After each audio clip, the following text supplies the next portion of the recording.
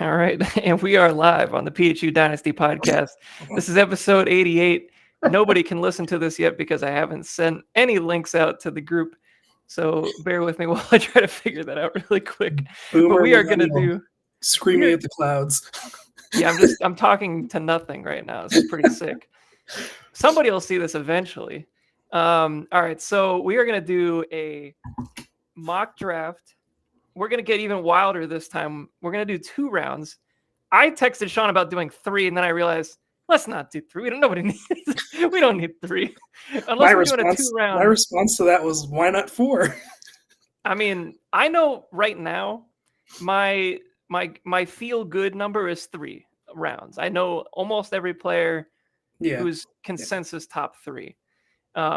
However, as soon as you dip into 4, because I did the mock draft simulator for 3 rounds earlier this week by myself for fun, and I was like, oh God, who are some of these people? It's like, Janet, Marty, who are you people? Like, I literally don't know any of these people.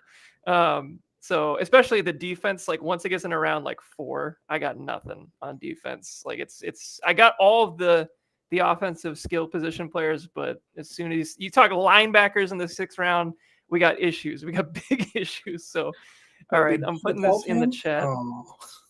What's that? So you're not a big Pooh Paul fan? Boo. Literally don't even know who that is. It's a linebacker from Wake Forest. Pooh Paul? It's his nickname. He goes by Pooh. It's what's his real first name? I think it's Chris Paul, which is funny. Oh, it's kind of cool too, actually. The other Chris Paul went to Wake Forest too. Wow. Weird. What are the odds? There you go.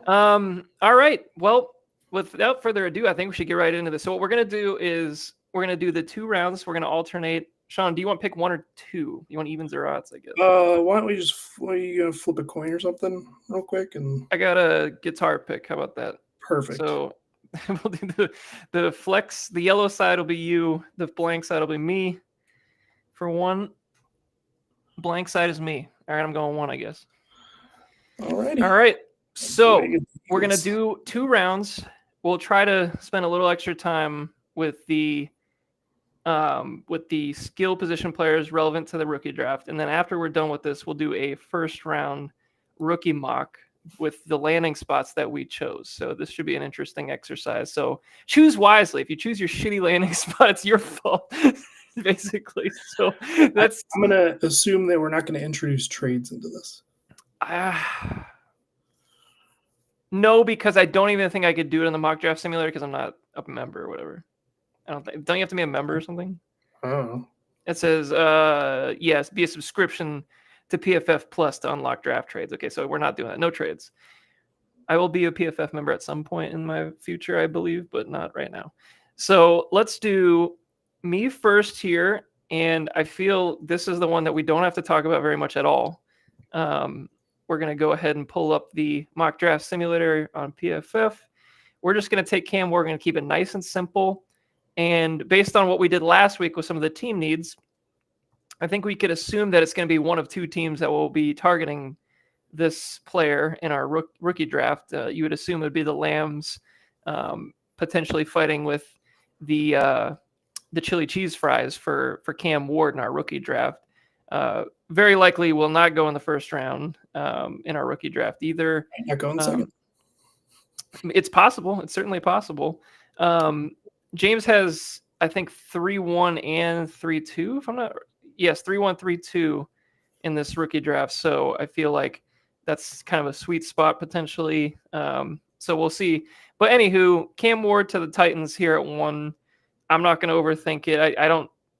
I feel like this is the only true chalk that we have right now. Travis Hunter, I guess, at 2 is getting chalky. I think the top 3 for me is chalk at this point, but interesting. Okay. Well, let's get to 2 then. And who are we taking at 2? I assume it's Hunter. Yeah. Travis Hunter's going 2. Best player in the draft. Now, is Travis Hunter being drafted as a receiver? Or is he doing both? Well, if he's not allowed to play both, he's going to retire. So I heard that. He's playing both. I really like making demands before you even get to the team. I think that's cool. Use the leverage you got, I mean, if you're not going to play me at both, don't draft me. He'll just go fishing. That's what he does. He goes fishing and plays football.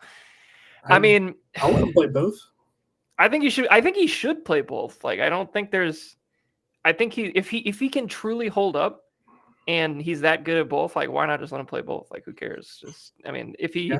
now percentage wise, I don't think he'll play 100% on either side of the ball. But you would hope that for our fantasy purposes, do we want to do this mock saying that he's going to be a majority receiver just for shits and gigs? Yeah, let's do it since Cleveland said they prefer him at receiver. Okay, that'll make things interesting. So let's do that. So Travis Hunter, the receiver, is taken number 2. Once again, Should we expand any more on Hunter at this point? Do you feel like we've talked about him enough? Let's talk about Hunter when we get to the rookie draft, because I feel like that's where it's going to get interesting with where he could possibly end up. Because I think a lot of the talk already has been like, oh, we're just assuming he's going to be a package player on offense. And he's always kind of been in that end of the first conversation when you slot him in like that. Mm-hmm. So let's say he's a full-time receiver, or at least a majority receiver, and then see where that goes in the rookie draft. So at number 3, we have the New York Giants. The Giants, I guess, had this. I've been reading or hearing, I guess, about this last-second meeting with Shedeur Sanders, whatever that means. I don't know. Could be a complete bullshit to try to get somebody to trade up. Maybe, I don't know what they're trying to do here. I still think it's possible they draft him.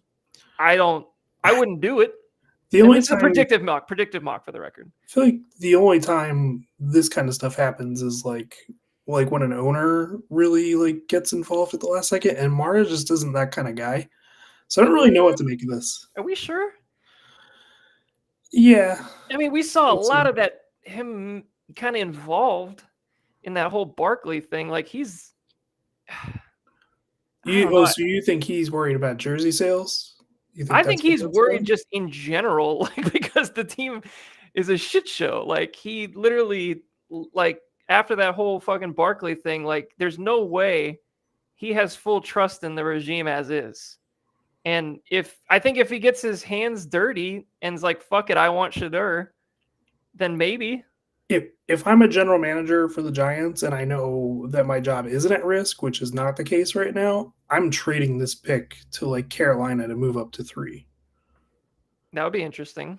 Because edge isn't necessarily like it's not a huge need for them. And I like Abdul Carter a lot, but I think I would prefer to get more draft capital in 2026 if you can get me like more picks then. I mean, here's like, even what if New York starts calling like realistic, even the Patriots, like at 4, like, hey, you want to move up 1 spot just to make sure you get Carter? Like, I think they would at least have to listen. Like, I think there's a lot of teams that are going to want Carter. I just don't think you're going to get the capital back for like that small of a move. I think that's true. Carolina is going to just a weird ass owner that might do something stupid. Like the Bears might move up, like one of these other teams. That would be great.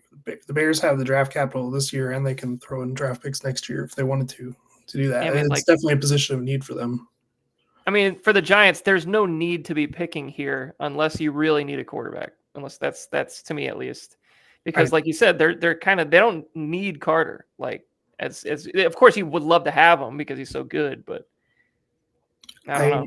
I think there's only one quarterback in this class that will make it to a second contract as a starter, and he's already been off the board. So, all right, well, let's do this. So I'll pick Carter here because I think he will go 3 if it falls. Like I don't know who's going to take him at 3, but he's going to go 3. So let's just leave it at that. And even if the Giants just pick Carter, I still think it's the right pick because like he is the best. You know, I think Hunter's the best player in the draft, but I think Carter is the next best, and it's not close. So I think there's 3 blue chip players in the draft, and I agree. And one of them is not Cam Morton, but that's not how this goes. So, all right, we're at 4 here, Sean, with the New England Patriots. Who are we taking? Yeah, I feel like I'm just going to keep following like the chalk of like who they've liked in the process. I'm just going to take Will Campbell. Yeah, and Charlie has reiterated this a few different times that the sources he has with the Patriots, or who is in the know, I guess, with the Patriots, seem to think that they really like Will Campbell. I saw this video, Sean, of Will Campbell the other day. It was like a press conference or something from last season. Dude, I wanted to run through a brick wall. I don't know anything about this guy really from a personality standpoint, but what I saw, like, dude, he sounds like a good old Southern boy who just wants to go to work and block some people. And I'm all in. I mean, he started as a true freshman as a left tackle in the SEC, and last year he was calling protections from left tackle. I don't know if you have ever heard of a left tackle calling out protections. I have not. I haven't. He seems like a Mike Vrabel guy. We'll put it that way. At worst, he's going to be a good player. And he can play guard. Like, no matter, even if he can't play tackle or whatever, like, he's going to be right. I would bet on him to be a 5 to 10 year starter without a doubt. I think the low end for him would be kicking in like a Brandon Scherff. Yeah. I think Scherff is actually a great comp because I think at the time, Scherff was kind of like that tweener type as well. Like, not really sure if he's going to play guard or tackle. He was a top 5 pick. He was at least in there. At least top 10. I think it might have been 4 or 5, but yeah, that's actually a fun comp. They play similarly. All right, so we'll talk a little bit more about Campbell here, but I'm gonna. We have 2 people watching live. Let's make the 5th pick a celebrity pick. If you guys have a pick here, whoever's watching this now that they can watch it live, throw it in the comments, and maybe we'll do a celebrity pick because this one is a weird one, Sean. Jaguars. I got nothing. I feel like they could go a lot of different ways. But if it was up to me, I think I know what I would do too. I think it's the same idea. I don't even want to say it right yet because I want to give the celebrity audience a chance to vote. On a side note, do you follow Dane Brugler at all for his draft stuff? Every here and there I'll peek in and I don't follow too much, but always great. Like the beast is insane. It's so much information. It's great. Oh, I do know of the beast. Yes. Yeah. It's the only reason I have a subscription to The Athletic, like literally once a year. That's all I use it for. I like Matt Waldman's rookie scouting portfolio. I don't know if you've ever seen that. That's also a gigantic piece. Like I read that shit so much. Anywho, he did a 7-round mock that came out today, which is just he had insanity. The Jaguars taking Genty at 5. I mean, that would be. That's the first time I think I've seen someone do that. Wild. I don't know, man. But at the same time, I could totally see it. I really could see it, man. Like this is a team I did watch. This is the time of year where they do those like pre-draft press conferences, where with the GMs and the coaches, and they usually give up absolutely no information whatsoever, which is normal. But I just wanted to watch because I wanted to see like the dynamic between Cohn and Gladstone in that setting. And I did find like that it was interesting. They're not doing any top 30 pre-draft visits, which the Rams never did that either. I guess they view that as some sort of competitive advantage somehow. And Gladstone he made it seem like he's all about intangibles. Like it seems like it's all about intangibles with him. So I think that's going to make things really interesting with this 5th pick because they could go a lot of different directions if they really wanted to. The only thing that I've really noticed of him coming over, and it really, I just have to assume that this was like a culture thing in LA, is like they never took anybody that wasn't ready to play right away. So they never took projects. That's interesting because I think that's. Yeah, I mean, if you look even this past draft with Fisk and Jared Verse, even Puka to that first year, Kyron, like even Blake Corum to an extent, like he can play. Kyron's just been good. So, and I noticed they tend to be from more known programs. Like they're not like these, Hobart or whatever, Ali Marpet stuff or whatever, but it's usually like from a solid program for to some extent. All right, so we don't have a comment yet, so I'll just go ahead and pick Mason Graham here. I think that's just it's chalky, but I do believe he is one of the top 5 best players in the draft from a talent perspective. He's so technically sound. He's got the shorter arms. I get it. I just think you got to get this pick right. If you're picking in the top 5, you really, really got to get it right, especially as a first-year GM. This is like your big shot to not mess it up. If there's a safe player in this draft, I think at least here at 5, it's him or Genty, and you could kind of go either way. If it was up to me and I really wanted to make a splash, I might take Genty just to say screw it, and Liam Cohn's offense would be incredible for Genty. But they already have some talent on this roster. It's not like there's plenty of running backs in this draft that they can get later. So I just feel like Graham is the safe pick here, where they don't have to overthink it. All right. The more I've kind of like watched Graham and just kind of like looked into him more, like I have closer to a late first round grade on him. All right. Well, very different than me. Yeah, he just, if he doesn't win immediately, he just dies on a play. That is true. And I like I will say at times I like Kenneth Grant a lot more. If I'm going ceiling, I'm going Grant before I go Graham. I would agree with that. I think that's fair. Grant's definitely got more of the boomer busty type potential. And I think he'll go very high in this draft as well. I don't think he's going to be waiting too long. But we'll get to that in a minute. All right, so let's go to you at the Raiders, which is a fun one. What are we doing here? I'm going to go, I guess, against trend. I'm going to go with Armand Membou. Okay. Offensive line. Interesting. I just think he's so insanely athletic, and Al Davis would love it. He's a great player, baby. Building, you've got Colton Miller on the other side, is very, very solid left tackle, and bookending that with a very athletic right tackle, a la Tristan Wirfs coming into the Bucks, makes a lot of sense for them. Yeah, I mean, Spytek is there. This could be his Tristan Wirfs. Basically, it's uber athletic tackle. Tristan Wirfs was jumping out of pools and shit when he came out. This is, I don't want to call it a safe pick though. My only question with this is that, are they going to be running it's a Chip Kelly offense, if I'm not mistaken. Mm-hmm. Right. So is this going to be a zone team running the wise? I assume there'll be a mix of, like, they won't be one or the other. There'll probably be a balance of both. I think it'll be a balance. Chip Kelly's kind of reinvented himself a few different times. It's hard to tell. Because Membou's, like, to me, is just an ideal zone fit.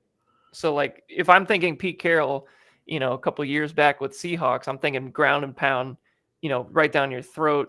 And it's a power man scheme as opposed to a zone scheme. Where I don't think Membou can't do that, but I think he's a better fit maybe for his own scheme. But like you said, he's kind of just that rock solid, like, let's get this.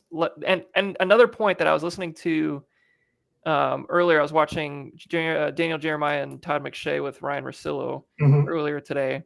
They were talking about, like, just how quickly this tackle class evaporates. And if you're not getting one early, you're not getting one, basically. Tackles always get pushed up the board everywhere. Yeah. So, with that in mind, sure, you could take Genty here if you wanted to or whatever, but you're not going to get a Membou in the second round. Like, there's not going to be. Yeah. Would you rather have Membou in one of the Ohio State backs or Genty and, I guess, Donovan Jackson? I guess they go corner in the second round. I'm just trying to think of, like, like team fit wise for sure. We'll get there eventually. But yeah, when we get there, we'll get there. But I like the idea of let's get the offensive line. Everybody loves a good offensive line. They already have a good one. Let's make it even better. And let's just try to throw one of these plug and play running backs here in the second round and see what happens. So, all right, I'm on the clock here at number 7 with the Jets. This is another they just got sniped on Membou here. So that makes it a little more tricky. This is going to be interesting. I feel like there's a few guys I like here, but the one that keeps sticking out to me, because I think he's being really high on people's boards. Like, if you look at all these, like the Daniel Jeremiahs, all the people I really trust, Tyler Warren's going to be a top 10 pick. He's going to be a top 10 pick. I don't know where, who, but it's going to happen.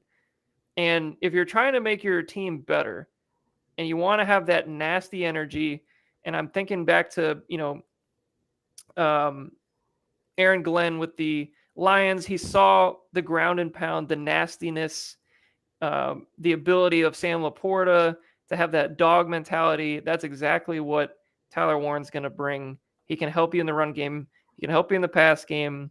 They don't have a freaking tight end worth a damn on that team. It makes sense. Like, it just makes sense. And I'm sure the Jets fans will be, I don't know. Would the Jets fans be happy with this pick? I don't even know. I feel like they'd be like mixed. Do they ever cheer for anything? I mean, that's the thing, is what can you cheer for if you're the Jets? I don't know. I feel like if I'm the Jets, we need a second pass catcher. We can't. It can't be Malachi Corley. It can't be Alan Lazard. It's got to be somebody else. And right now there is nobody else. So unless we're taking Tet here, in 2026, the only guys on the roster receiving wise, receiver or tight end, are Corley and Wilson. That's just not going to do it, Sean. So you got to throw somebody else. I feel like it's got, and this is one of the best pass catchers in the draft. So let's just do it. All right, we got 8.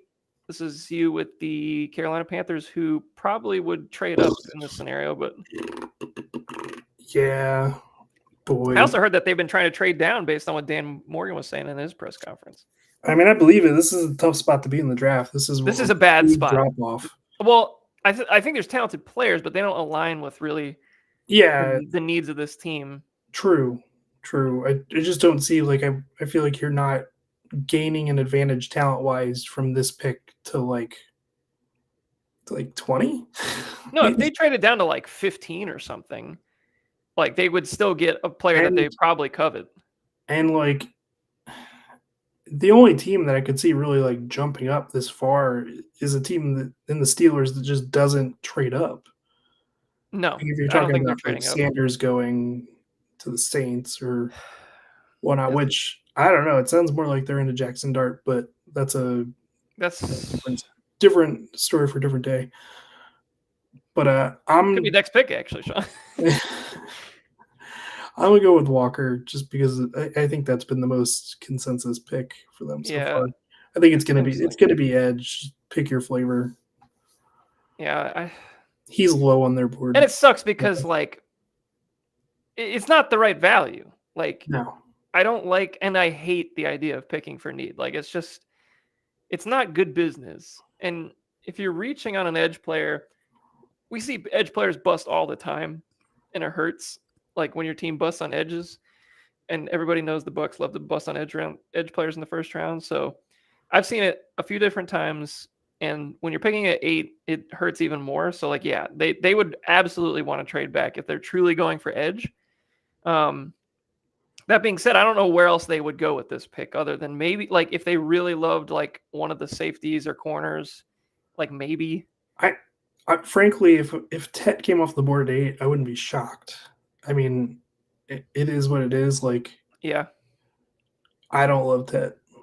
I don't think teams are going to love him as a top 10 player. I still think he's a first-round pick, and at this point, I think just about everybody left on the board is a late first talent anyway. So, like, no, yeah, I mean, unless they just go BPA and Ashton Jeanty, which would be the dumbest thing I've ever seen. That would be nuts. But like right now, like you can't sit here and tell me that Ashton Jeanty isn't going to be. Well, hold on, now my wheels are turning here, Sean. What if Kamara gets traded to the Broncos on draft day, and Ashton Jeanty goes to the Saints at 9? Sean Payton reunites with Alvin Kamara. It's a great story. Everybody would love it, Sean.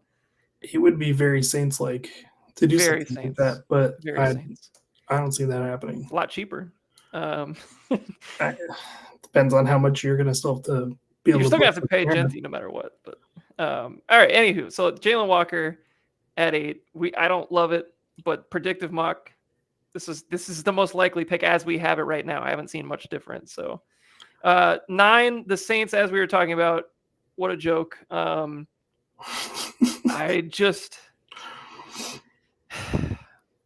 This Derek Carr thing has thrown me off. It's been bad. Just a fun fact, they haven't drafted a first-round quarterback since Archie Manning. So you would just assume that they're going to punt this year so that they could take the next Manning next year. You imagine if they're the first quarterback they've taken in the first round since Archie Manning is Archie Manning. Holy 2 shit. generations apart. That'd be insane. That would be sick. Like, I would actually be kind of fun. want that to happen just Yeah. for the storyline.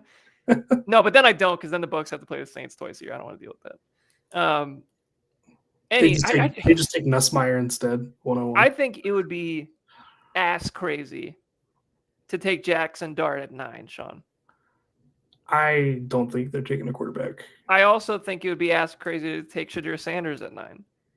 So I'm not going to do it. I just don't think it's going to happen. Now, could we hear Charlie send us a text next Monday and say, like, oh, yeah, they're in love with Jackson Dart at 9? Like, yeah, it's possible. But, like, I just think this Derek Carr situation is a nightmare. And I don't know what they're going to do, because it seems like I've heard that, like, maybe Carr caught wind that they might be considering a quarterback at 9, and he doesn't want to deal with that shit. So he's trying to, like, force a trade out or something. Like, it could just be like a leverage play of, like, don't draft a quarterback or I'm out. Like, that could absolutely be the case. And frankly, this team, like, shouldn't draft a quarterback. Like, they shouldn't. Like, they're not ready. They can legitimately take BPA. And I wouldn't care. If they took Ashton Jeanty here right now, with Kamara still on the team, I would get it. I kind of halfway understand it. I think it's still not the best pick, but, like, no, he's so good. Like, so I kind of get it. All right, let's see here. I think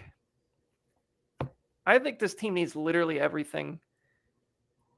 And I think a player that's going to go higher than people are thinking this year, I guess apparently not according to Trevor's board, is Jahdae Barron.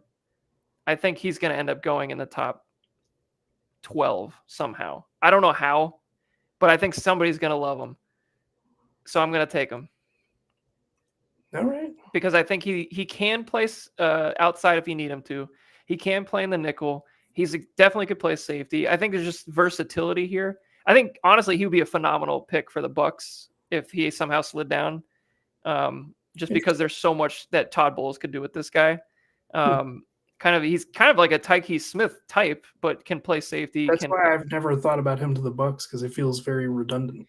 He's a little redundant, but I still think, like, I think he could play outside. So if they don't believe in Dean's health, and McCollum's a free agent this year as well, they really don't have a second safety.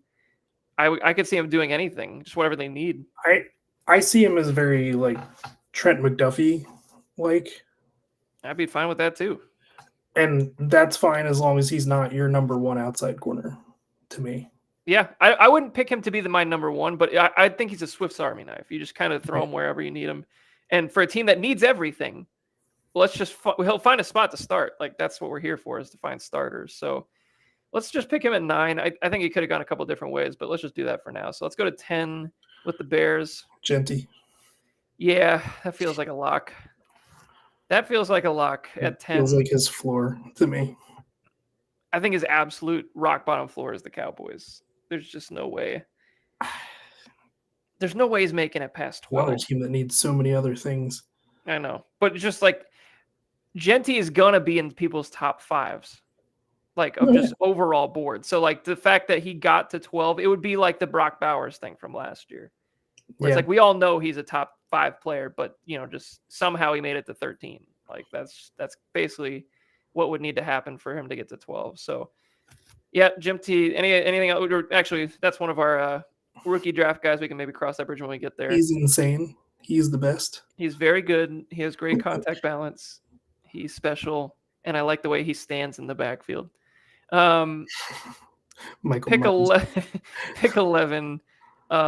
We have the San Francisco 49ers, who really need offensive line help. I still think that Kelvin Banks is going to go high in this draft, because I think there's teams that really need him here at 11, 12, 13.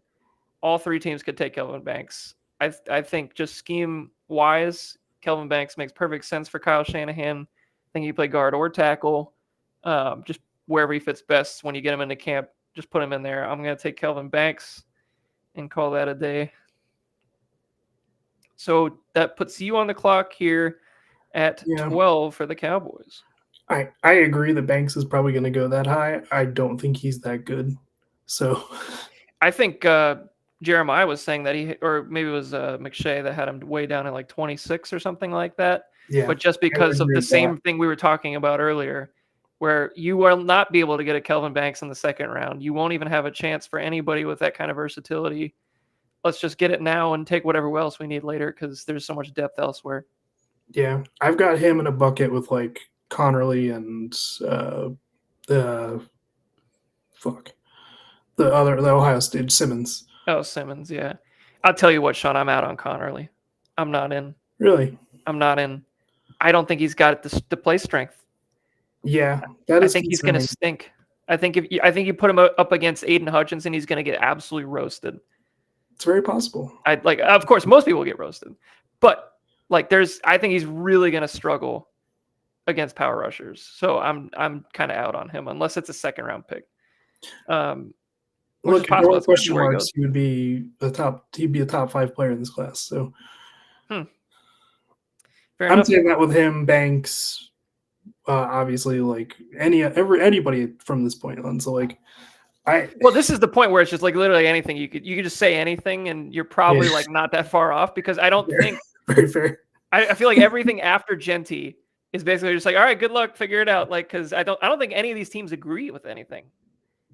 I don't No, think you're gonna have two teams that are gonna be like, oh, everybody unanimously loves this player. I think it's gonna be kind of all over the place this year. yeah. All right, 12 Run, to the Cowboys. Who are we going run with? them boys. I'm gonna go with Tet at 12. All right, Ted it is. I've come around to the fact that I think they're gonna take a receiver there. I don't know. It'll be him or Golden, I think. Yeah, I agree. I just think he gives them it makes the most sense with CD to me. Yeah. I mean, why not? Like, he's the perfect like complementary player to what CD brings you over in the middle of the field. Like, let's get a guy that can stretch the field outside and make a play, going up and getting it. Like, that's the kind of guy that Jerry has loved to draft in the past with like the Roy Williams types and all those. So I could see that for sure. All right, we're here with the Dolphins at 13, who have a lot of needs themselves. Yeah. Geez, I don't even know. There's so many options here, and they need so much. I could go so many different directions, Sean. But I'm gonna go with our guy Charlie and take Nick Eamon-Worry because he seems to think that he's gonna go really high. The sources love him. Traits. The NFL loves him. The traits are there, and he can play a little corner, little safety. They need both. Why not? Fuck it. Yeah, he's not as raw as a guy with those kind of traits typically is at safety. He's definitely not like Oh, he's got a 67. That's he's crazy. definitely not like drop him in and he's going to be a Pro Bowler in year 1, but like he's not like super raw to me. That is high. And that is fucking high. It's very high. But this guy can tackle. Boy, do I love watching him tackle. I watched a bunch of him the other day, and I was like, gosh, I mean, he might stink in certain areas right now, but he will not let anybody go by him. He's going to be a sure tackler in the NFL. So I love that. All right, Colts at 14. Got a lot of choices here, but one feels kind of obvious to me, at least. I'm going to go with Booker.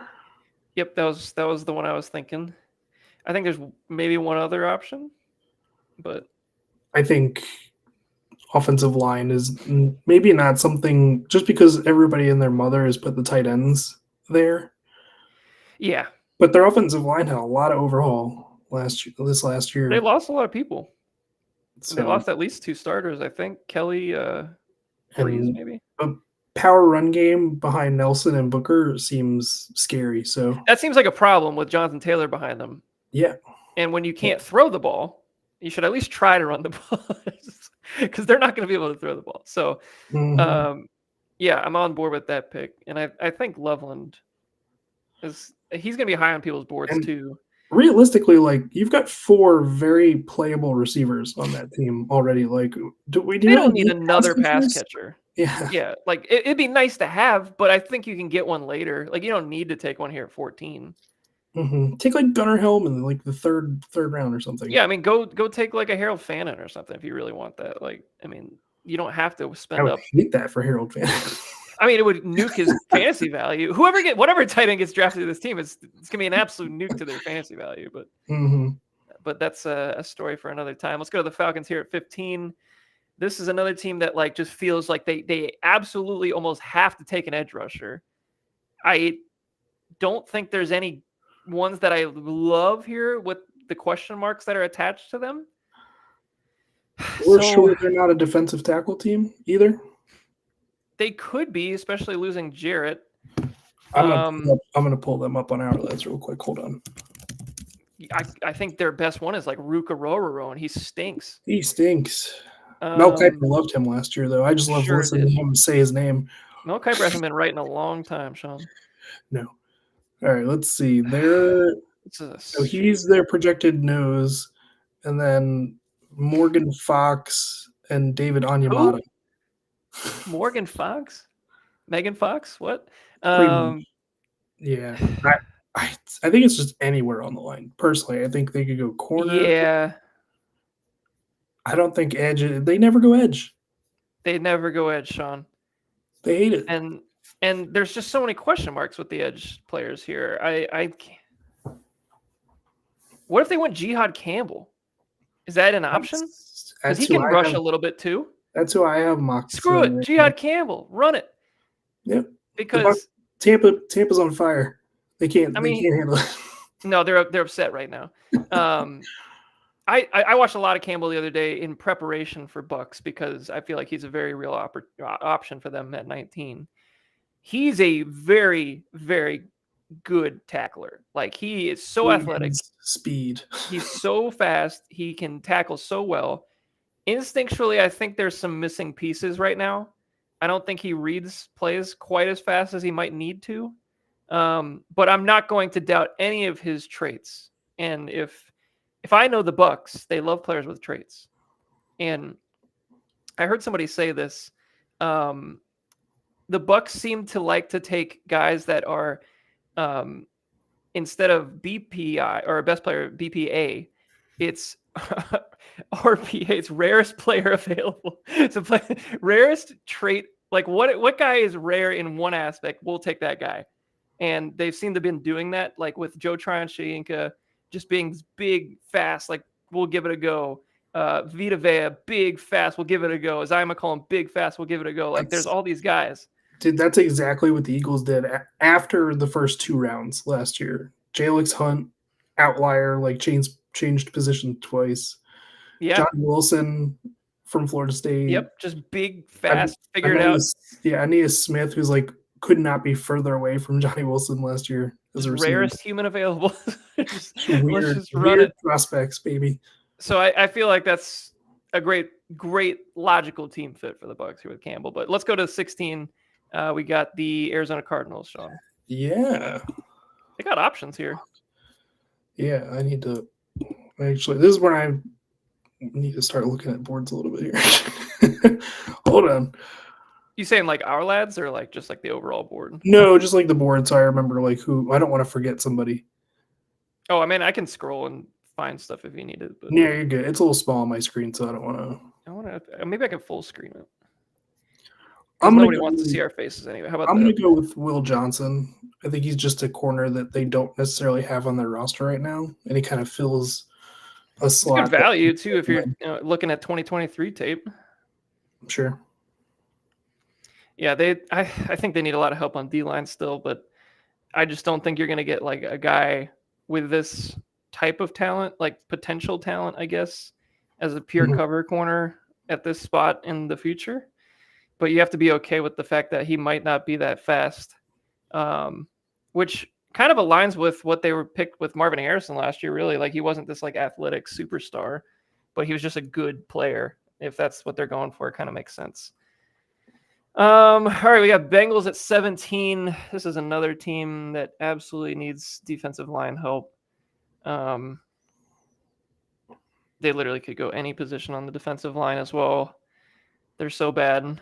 They need safety help. They lost safeties recently. I'll go Nolan. They need a guard too. Yeah, they do need a guard. I'm going to go Nolan because I think he's going to go in the top 20-ish picks.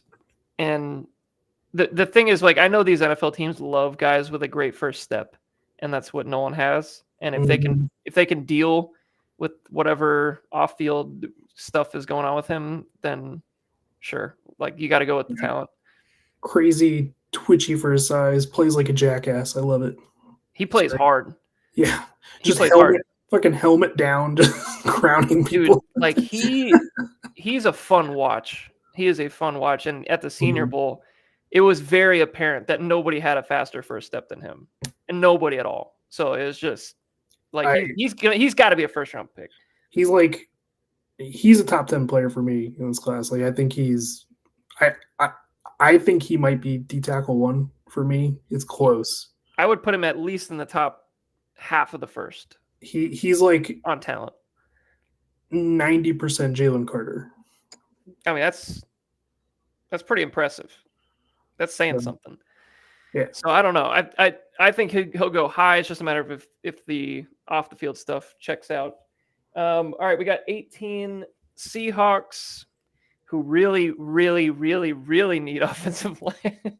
Guess what I'm not taking. No, you're insane. Give me Loveland. Oh wow. We're gonna have to explain that one a little bit. Just pass catcher. Yeah. Is that the Dalton Kincaid pick here? Is that basically what this is? So we just need a pass catcher. Pass catcher, tight end, reunited with former teammate AJ Barner. Oh my God. AJ Barner fans in shambles. Mike is devastated. Dude, Sean, this team needs interior offensive line. They've got 2 second-round picks. They'll be all right. I hope there's going to be one available. We'll find out.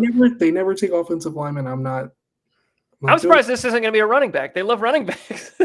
They'll fucking take O'Marion Hampton here. Fuck it, I'll do it. I don't care. There's no doubt in my mind, Sean. Is this on FanDuel? I will bet that in the top 3 rounds, the Seahawks are going to take a running back. They just can't help themselves, and this is a deep class. They're going to do it.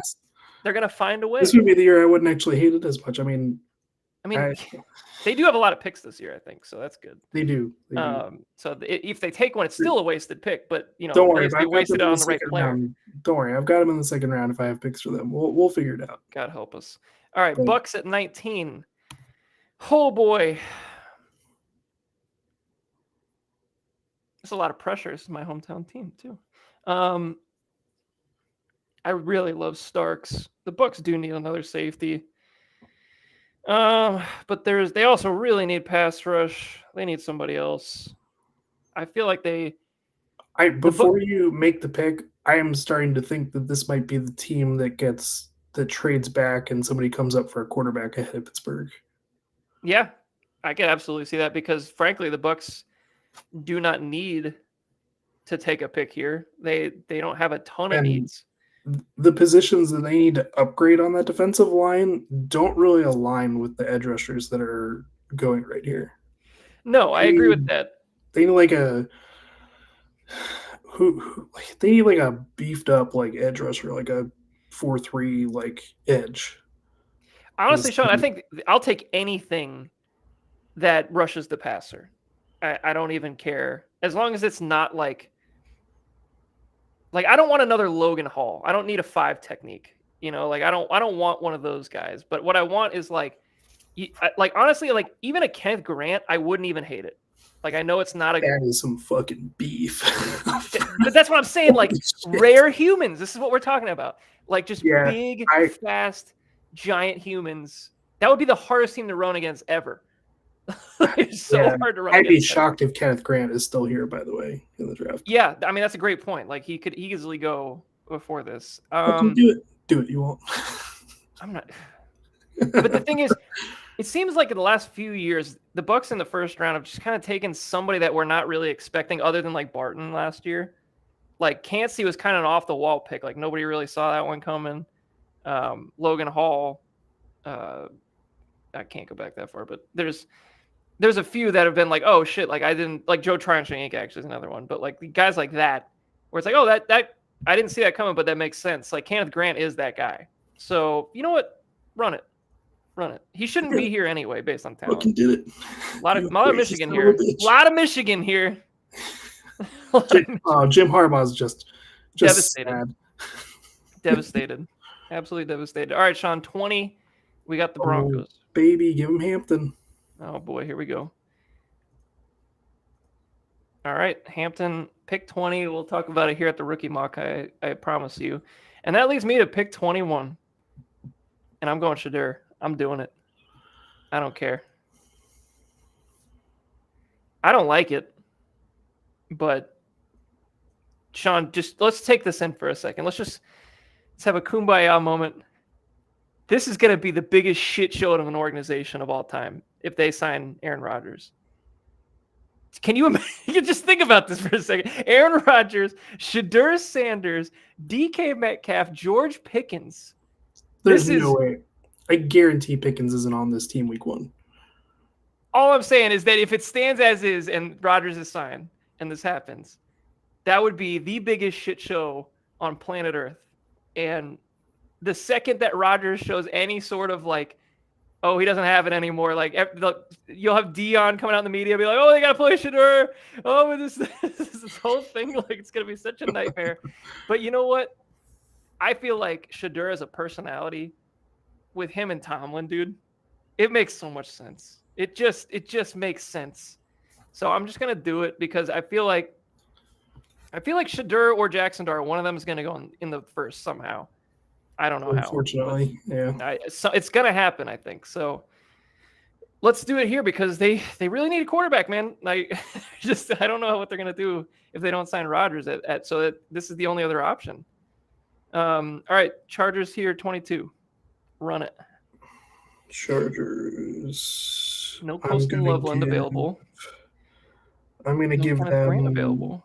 Derek Harmon. I like Derek Harmon. I'm a fan. I'm a supporter. They got nothing in the middle of that defensive line. Nope. Their D-line has taken some hits over the years here. They used to be one of the better units in the NFL, and it's kind of fallen apart. I will say I would definitely think about Gray Zabel there, but I think defensive line is. Yeah, I think it's a bigger need. I don't think we're gonna have to wait too long for Gray Zabel to come off the board here. So I got Packers at 23, who have actually the board falls quite nicely for them, to be honest. I think there's an obvious pick here, but I mean, to me, I think it's got to be Egbuka. But they never take fucking receivers in the first. So like if it was my board, I would take Egbuka. But I would take Golden. He's so similar to Reed to me, though. Just like archetype wise. Reed plays exclusively out of the slot. I know. Egbuka can play. He can play the Z too, but like Golden can play everything. I feel like Golden is an outside receiver. You know, you might have talked me into this because now that I think about this, the NFL, they don't give a shit about anything but speed half the time. And like they're gonna see 4.29 and just can't handle it. Like somebody will do it. And the fact that he's here at 23 is kind of, I don't feel like he's gonna last this long anyway because of that speed. Somebody might just be, I could see Jerry doing it at 12 easily. Yeah. So you know that let's just do that because I do feel like speed is valued very highly, and I had him taking a receiver anyway, so let's just go with that. We got the Minnesota Vikings at 24, and that's going to be you, Sean. Yeah, this is definitely a team that I don't think will be taking this first round pick, but since we're not doing trades, they need picks. They desperately. They need to trade down. But the thing is, who's trading up for one of these guys? Maybe Starks. Yeah, I'm gonna go. I think this is a trenches pick. I mean, Zabel would be awesome. It could be. Starks would be a nice fit for this team. Shit. I mean, they're gonna have Harrison Smith out the door next year, so. But I really don't. Starks in that Brian Flores defense would be nice. I don't think there's a huge gap between Starks and the second round safeties for me. No, okay. Yeah, I've seen that that's a growing trend as well too, with people really liking some of those Kevin Winston, I Xavier love Watts. Kevin Winston. Love me some Kevin Winston. Great name. Just Kevin Winston Jr. I'm gonna take Zabel. I think Zabel should go higher if it's up to me. I like Gray Zabel a lot. I think his range starts with Arizona. Maybe I'll say, I agree. I think you could push him up as high as the Dolphins, maybe, who really need everything on the line. I really think the Dolphins are going defense with the first pick. Their defense is just they're a mess. They're a mess. There's no doubt about it. Like roster wise, they have a lot of needs. My thing with Zabel, and the reason I like him so much, is if you look at historically, these small school, I don't want to call it small school because North Dakota State has a known program, but the smaller school, I guess, obviously not a power conference. These guys that go to the Senior Bowl and perform well always pan out. Almost always. Quinn Miners, Ali Marpet, Alex Kappa to an extent. Who was it last year? Another big one last year happened. I forgot who. Graham Barton was one of them as well. I mean, he's not small school, but he plays all those positions, was great at the Senior Bowl. But there's guys every year that are like this. Right. And he's just so versatile. You've got Kelly and Fries both coming off of injuries last year, so you can't guarantee that they're going to be the same players that they were. Right. And then he can just come in and play one of the other guard position as a rookie. Yeah, I think he's the Barton of this class. Like he's just super versatile. You don't have to worry about him. I think he might have some issues with like major power rushers. I think it's possible that he struggles a little bit there. Yeah. But you don't have to worry about him being he'll be a solid star at the very least. Darisaw is coming off an injury too. So 60% of their offensive line is coming off a major injury right now. Yeah, you got to get somebody. Just plug him wherever you need him. Mm-hmm. All right. I like that. And the Texans get sniped on that one. So who do the Texans take here? Is it me or you? It's your pick. It's 25. But I mean, I can give you my 2 cents if you want. But well, I think it's pretty obvious their needs at this point. I mean, their line sucks. The board doesn't fall very well for them. I mean, Connerly probably. Not my first choice, but I feel like the NFL is going to like him. I know that I was listening to Nate Tice's podcast recently where Mike Tice, former NFL great offensive line coach, had Connerly as his number one tackle, which is not I do not agree, but maybe if he knows something that I don't, we clearly know something that I don't. He's forgotten more about football than I'll ever know, so I'll go with him. Yeah, and they got to get offensive line help. They're so bad. I think receiver and defensive tackle are both very possible picks there too. Very true. I think receiver is absolutely in the cards. I just think, once again, talking about the drop off at tackle, like we're right there. We're getting right there. So if you're not getting it now, you're going to be really stuck in the second and third. So we got the Rams here at 26, Sean. I can do some scrolling if you need it. The Rams. Is this the Jackson Dart spot? It is. I wouldn't be shocked if they went quarterback, but they're in such a small window. It's hard to. What do they need? They could use some depth on the line. They could use a corner. They never draft linebackers. They hate linebackers, so they're not going to take a linebacker. I would have had them as a Loveland team if he made it down here. Their defensive line is gross. It's incredible. I don't think I think it's the one spot that you might be able to shy away from. But there's good value here now. I know. We hate the edge rushers here. I am going to go with we've taken, so Johnson and Barron are gone. Yeah. I'm going to go with a player that can play right now. Give me This is hard. This is a hard pick. Well, we don't have any track record of the Rams. They don't never pick in the first. I know. So who are they going to take? Shit. Is there like a group that Well, you're looking at specifically? I could go to that group. I was looking at corners, and then in my head it was like they take players that can play right now, and I don't love the corners. I keep hearing that Trey Amos is going to go in the first, but That's I the don't guy I know. was looking at. You can give them Amos. I'm fine with that. Yeah, let's roll it. Screw it. I think he's very like if I had a team to fit him with, I think it might be Buffalo, but this works too. All right, so I'm here at 27 with the Ravens. And Sean, what did the Ravens always do? BPA. Who's the BPA? I mean, without off-field concerns, Mike Green, but I think it's Malachi Starks. it's fair. I think they're just going to just be like, oh, a Georgia player who's really talented happens to be here at 27. Like, and we need a DB. Like, sure, I'm in. Yeah. I feel like it's just too easy. It's a classic Ravens. Either that or they'll take whatever edge rusher. He's perfect for their secondary. Very sound, good tackler, except for the one big play that he gives up every game. Yeah, I just think he's like a rock solid player, and that's classic Ravens, like classic Ravens. So I'm on board with that. All right, so you're going to be up here with the Lions at 28. Yeah, not a fun team to pick for this year, I'll be honest with you. I actually think offensive line is a bigger need than edge for them. Yeah, I mean, they lost interior guys. I'm gonna go with Donovan Jackson. Ooh, spicy. Really got him at 48. They do need an interior guy. I mean, they lost, was it Zeitler last year? Yeah.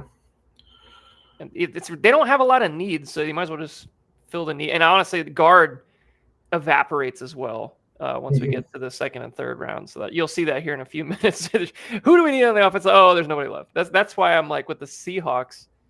Like, I don't know who they're gonna get, but they'll have to figure something out. All right, Washington at 29. I'm gonna follow another Charlie Campbell lead here. It seems like they would like to have a pass catcher to grow with Jaden Daniels. They have no Dyami Brown anymore. Obviously, Debo comes in, but just somebody maybe a little bit younger that can kind of work with him over time. They could just take Ekbuka, which I think is a good value at this point and kind of fits in with the old Terry McLaurin there, Ohio State connection. So I'm going to go Ekbuka, but I think this could easily be Burden as well. I just feel like they already have Debo, and Debo kind of fits that Burden role already.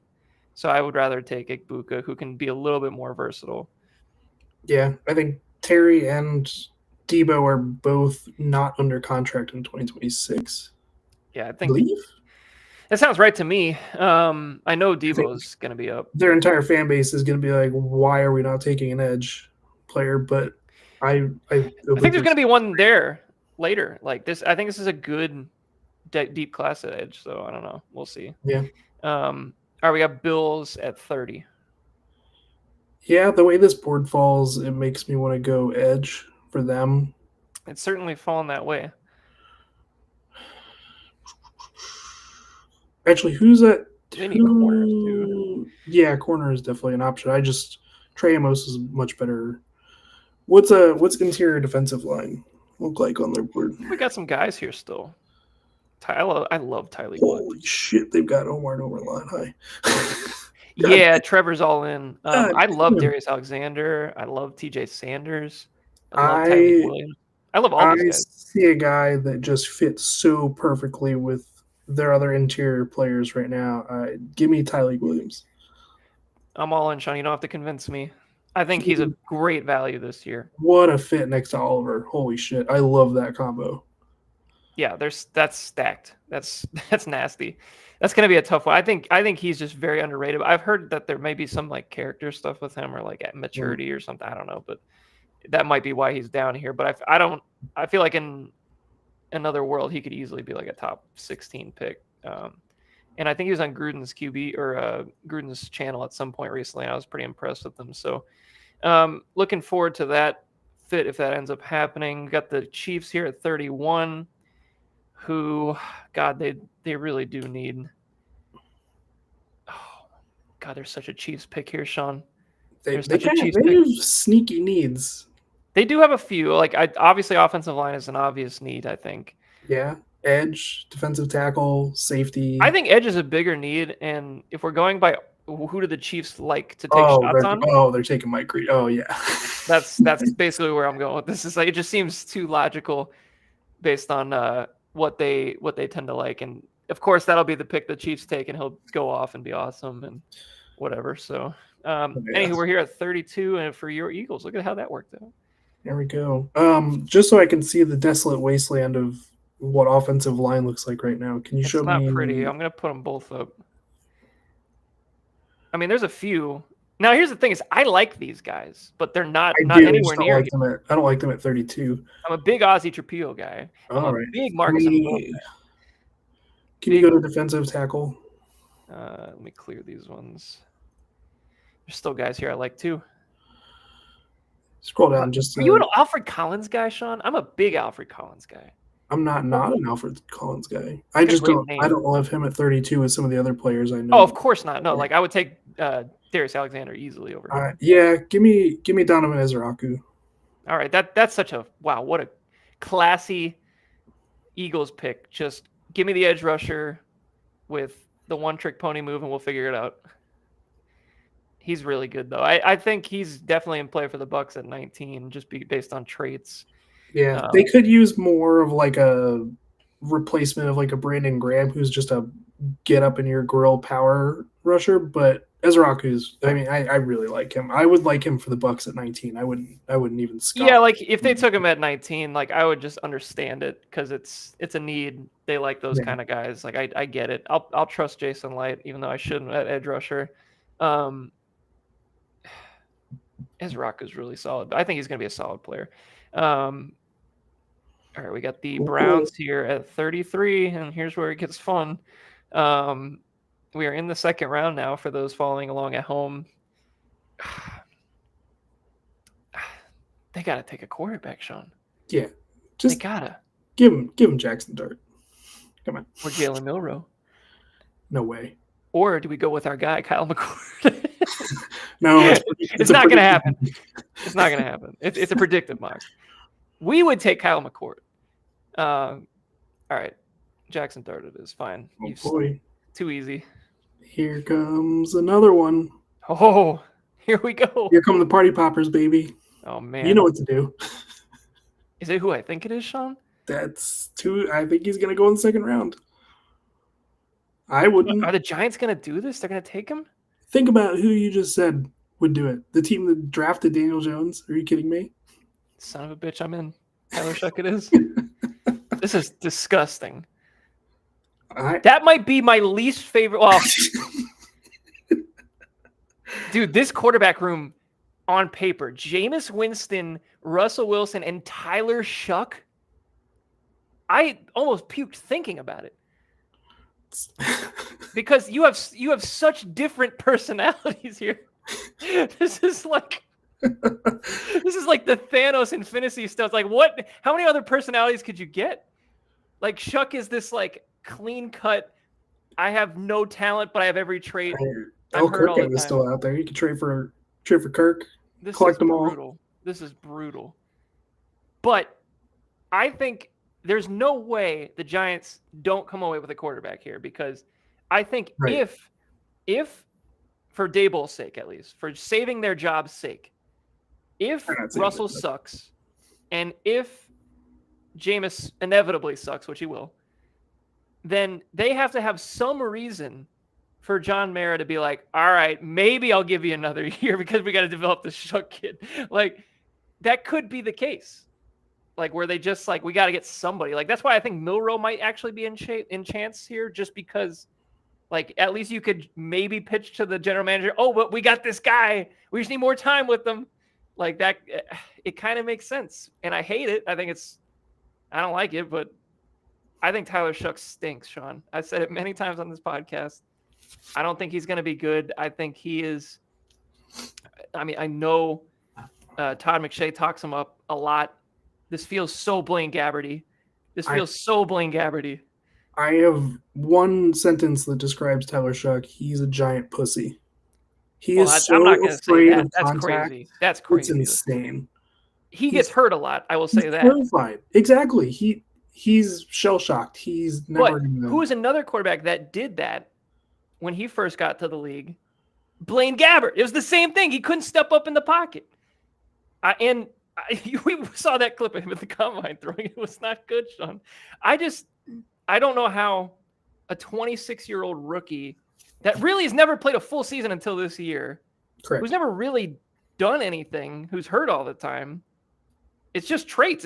We just want traits. Like that's literally the NFL is all about traits. That's just. Have you led college football in throwaways this year? I didn't know that. That's insane. Or he's up there. I would not. I think it would be massive malpractice just to not take Milroe, because at least Milroe's got like special traits with running this. At least with the running, that like you can maybe make it work. But like if Shough can't step up and throw the ball, what are we doing behind that Giants line? He's gonna die. My diabolical brain earlier was thinking to myself, what if the Broncos took Milroe in the second round and just turned him into Taysom Hill? I mean, that would be insane. He wants his Joker. I mean, he's got Evan Ingram, but that's a whole different Evan Ingram. That's advanced Evan Ingram. That's 4-3 Evan Ingram. I mean, Milroe's going in the second just based on numbers. Like, I don't know who. Maybe we might see it in a couple minutes, but all right, let's keep this moving. Enough Tyler Shough costs. But what I will say to close out the Tyler Shough conversation is, if you're going to the James C. Few draft party, there will be party poppers. And if Tyler Shough ends up a first rounder, we're blowing them all. Every one of them. I might have to buy a second pack. I might have to just go to Party City and just end their entire party popper inventory. I'll just take it all, because if that happens, I might take a lap. I might go jump in a pond with a gator. It's going to be insane. You're going to get them out of bankruptcy. I'll take Party City's coming back. Forget your Spirit Halloween. We're coming back. All right. 35 Titans. They took Cam Ward in the first round. They need a lot of stuff too, Sean. Value-wise, I see two good values. I see actually a few good values here. I think it's going to be Pierce or Burton. Yep. I just their receiver room stinks. Let's take Burton. I'll go with it. Okay. All right. So that takes us to 36 with the Jags, who took Mason Graham in the first round in this mock. So where are we going to go with their second round pick? I kind of took who I was going to take for Jacksonville. So you going to take Burton for Jacksonville? Oh, yeah. That would have been a fun one. Him and Brian Thomas on the field together. That would be a fun offense. All right. What do they need? Jacksonville needs They need a lot of defensive line, actually, interior wise. Well, they took Graham. Okay, so there's that. Safety. Apparently, they need a safety, which aligns very well with this board. I feel like they're paying safeties, are they not? I'm just saying what PFF says. I should look at their hour lads real quick. Let me pull it up. This is a team I haven't done a lot of research roster wise, so I should probably do. Yeah, new regime too, so it's really hard to tell like what they would do. You just kind of have to think whatever the Rams done, but they don't have any picks ever, so it's like, what the hell do they do? Our lads, Jaguars. Let's think. I want to look at their defense a little more. All right, interior defense. They have Mason Smith, Eric Armstead. Okay, that's a good one. Mm-hmm. Davon Hamilton and Jordan Jefferson. So basically, Eric Armstead and a bunch of nothing. Yeah. So Mason Graham makes sense. So that edges are good. So at safety, they have Eric Murray that they signed from Houston and Darnell Savage, which is not bad. Tyson Campbell and Jordan Lewis as corners with Jerry Jones. So that's not terrible either. Corner potential. Devin Lloyd, Josh. Love Devin Lloyd. Yeah, he's very good. Alucon as the Mike. I'm tempted to go they have a lot of but I don't know if they want to take a guy with character concerns as in their first draft. Is what, especially when they care about intangibles so much. Yeah. So on offensive line, they have Walker Little at left tackle, Ezra Cleveland at left guard. They signed Robert Hainsey as their center, Patrick McCarry at right guard, and Anton Harrison at right tackle. So I mean, there's room to upgrade there. Yeah. They still need a receiver. It's Diami Brown, Parker Washington, Gabe Davis outside of Brian Thomas. I don't love that. That stinks. They could use a tight end. Mason Taylor would be a nice little fit here. Yeah. I think that makes sense. He's possible a first-round pick, in my opinion. Yeah. He's the most well-rounded outside of Tyler Warren. We'll give him Mason Taylor. I think that makes sense. I think that's a solid pick. He's got the bloodlines. Kind of adds up to me. All right, let's go. Let's see. We got the Raiders here. They took Armand Membu in the first. And I will tell you, this feels like the running back slot starts. And I think the Chip Kelly connection here, it's got to be one of the Ohio State backs, and I think it's going to be Henderson. Mm-hmm. Because I think Henderson is the better of the two players. He can play on third downs. He can play every down. This offense becomes super fun with Henderson involved. Geno Smith, Brock Bowers, good offensive line with Membu coming in. I like this, so I'll go with Henderson to the Raiders. That brings us to the Patriots at 38. This is and they took Will Campbell in the first. Campbell, man, this feels like it's got to be a wide receiver here. Huh? They really do need another one. The value is now gone that the top 5 are out, in my opinion. Yeah. But this is kind of when that next tier starts, as far as like when they could go is kind of right about now. Yeah, who I think has a very good chance. I think both of those top guys, both very good chance that they're a Patriot. The more Patriot thing to do would be taking the guy that... The Patriot thing to do would be take like Io Manor. I think it'd be Higgins. I mean, Higgins too. I mean, they're just big guys, like the Aaron Dobson archetype. Yeah, I think Charlie had Io Manor going to them. I'm going to give him Higgins, though. I think I'm going Higgins. Higgins works. I mean, I think if you look at what they already have on the team, like Higgins is a nice change of pace, if you will, with a bigger guy. Yeah, I mean, funny enough, I think he is probably best as a slot in the NFL, but it's fine. Yeah, he's a big slot guy to me. Yeah. But he's not going to end up there. Yeah, you've already got Pop Douglas. Stephon Diggs played half and half the year before, although I think he's just a better outside receiver anyway. I think there's just got like a limited number of teams that would even use a big slot at this point. Like, and to try to match that would be too hard, I think. But he could play it all if you needed him to. All right, we got the Bears at 39. The Bears took Ashton Genty, I believe, in the first round. They did. So that eliminates running back here. They need help on the D-line still, even though they did sign some guys. I think the value here is excellent for Darius Alexander. I would be just fine taking that. So I'll go ahead and do that for them. Any thought for Simmons there? I would think about it. I think their O-line situation is fine right now. Like, it's gotten so much better with the additions they've made this year. I think they'd be fine without a tackle here. Of course, they could upgrade. But his injury history and all that, too, is kind of concerning, I guess. So I could see them maybe not going that direction. Mm-hmm. All right, we got the Saints who took Jahdae Barron in the first. Okay. So they got the first little guy in the first. I'll probably go an offensive side of the ball here. Let's give them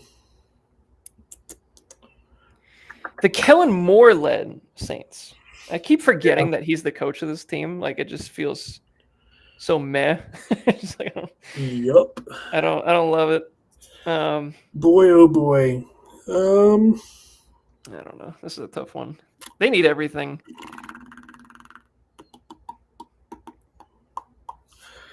Kyle McCord?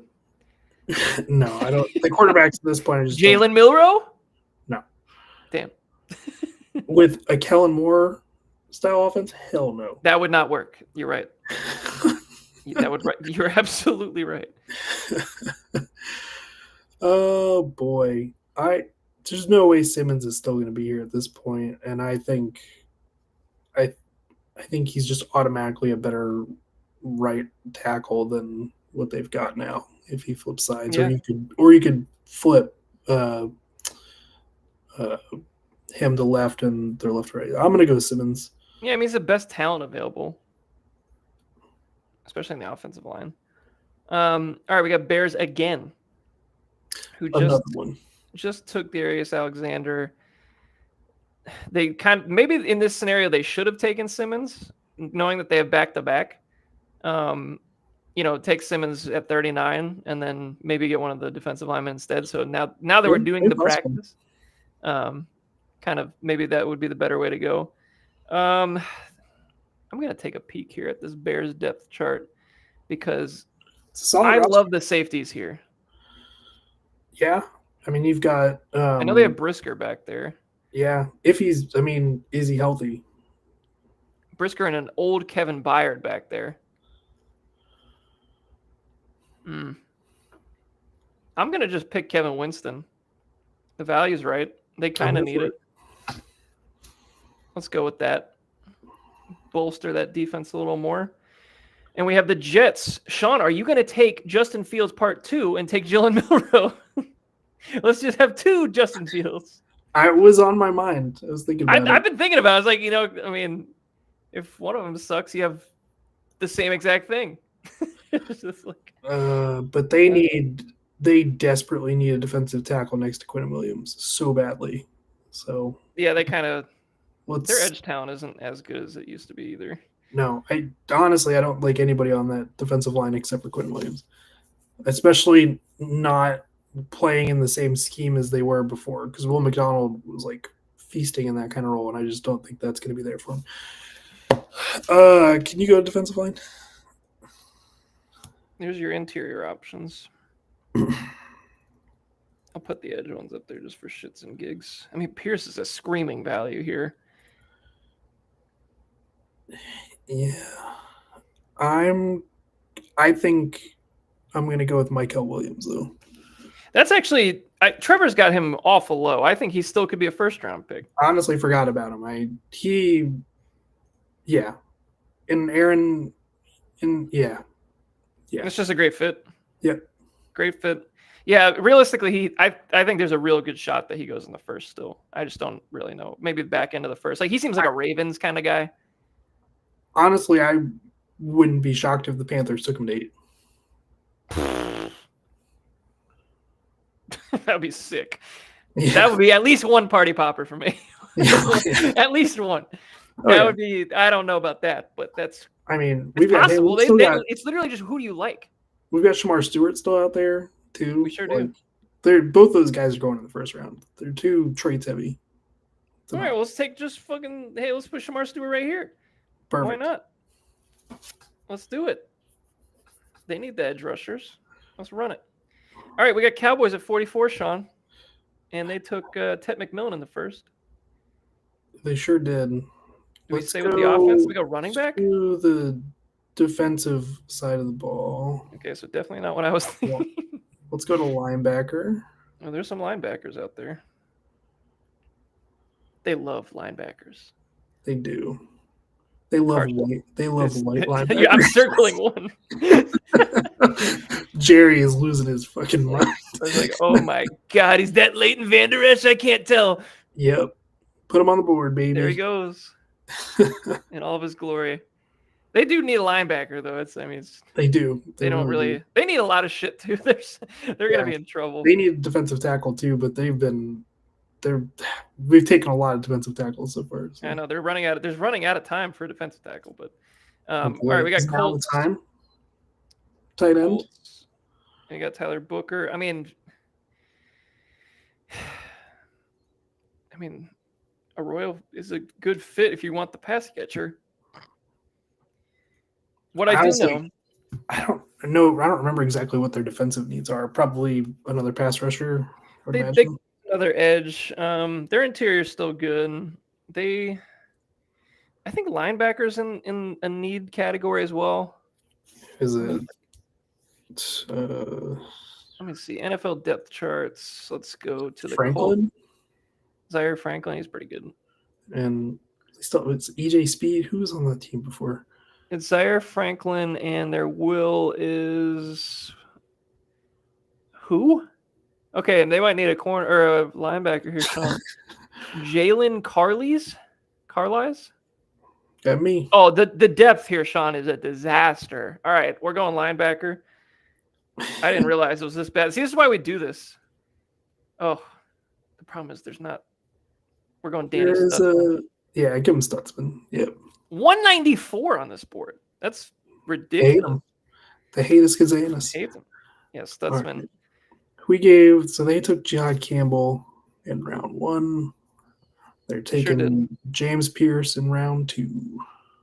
Let's just flood the position. Get him. Get him. All right, we got 47 Cardinals. They took Will Johnson in the first. Boy, they need They D-line. really need an offensive lineman too. They need offensive line. There's not any good values anymore. Huh? Eh, I Where? know. Oh, damn! They've got Jonah Lowe. Oh, Yeah, I'm not that high on him. I have him as a third, so that kind of adds up here. Hmm. Ursery is actually like a halfway decent pick, but they don't need a tackle. Yeah, they Like do. halfway. They need right tackle. I don't like him as a right tackle though. I like Ozzie Trapillo as a right tackle, but it's just too early. He's a third guy. I wouldn't scoff at either of the Georgia guys. I still think they need interior line or defensive line. I mean, And I'd be fine with Omar Norman Lott here. I still like TJ. I'm going TJ Sanders. Fuck it. I like him. do you think I he think interior line? I think they do. Let me look. I can't name one off the top of my head. They took Darius Robinson last year. As an edge guy though. Sub package playing inside. They signed Dalvin Tomlinson, Calais Campbell. Yeah, I mean, they're not dying on the interior, I guess. I don't know. I don't feel good about really any of their. God, they need linebackers too. I think Davis Gaither's fine, but I don't think they're going interior. They signed Dalvin Tomlinson to a 2-year deal. Got Bilal Nichols behind him. yeah, I just don't really know where else you go other than O-line. Receiver? I mean, yeah, I already put Sanders in, so let's roll with it. I've seen Golden mocked to them a few times. I have seen that too. I just feel like the receivers here don't really line up with what they need. They kind of need a faster guy. Like Wilson is a good 2. They need a slot guy. Like Royals would be a good fit, I guess. Kyle Williams would be a good fit.